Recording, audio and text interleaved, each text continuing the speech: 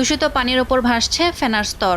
দেখতে যেন বরফের আস্তরণ, কিন্তু বাস্তবে এটি রাসায়নিকের মিশ্রণ। দিল্লির বুক চিরে বয়ে চলা যমুনার এই ভয়াবহ চিত্র নতুন নয়, তবে পরিবর্তনের চেষ্টা চলছে।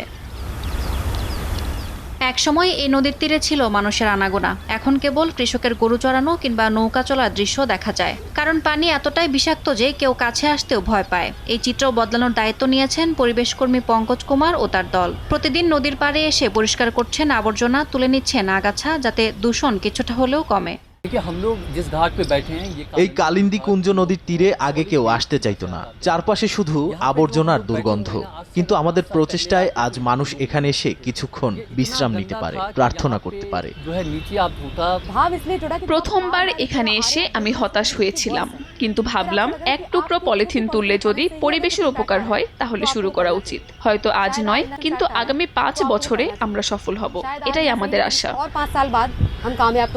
পরিবেশবিদরা বলছেন, দিল্লি শহরে প্রতিদিন 360 কোটি লিটার পয়ঃবর্জ্য তৈরি হয়, যার অর্ধেকেরও বেশি অপরিশোধিত অবস্থায় যমুনায় ফেলা হয়। ফলে দূষণ কমানো যেন এক অসম্ভব লড়াই। কয়েকজন স্বেচ্ছাসেবকের চেষ্টা পুরো নদীর রূপ বদলাতে না পারলেও এটি হতে পারে পরিবর্তনের সূচনা। প্রকৃতিকে বাঁচানোর এই লড়াইয়ে প্রশাসনও যদি এগিয়ে আসে, তবে যমুনা নদী তার হারানো সৌন্দর্য ফিরে পেতে পারে বলে মনে করছেন বিশেষজ্ঞরা। ইয়াসমিন অনন্যা, সময় সংবাদ।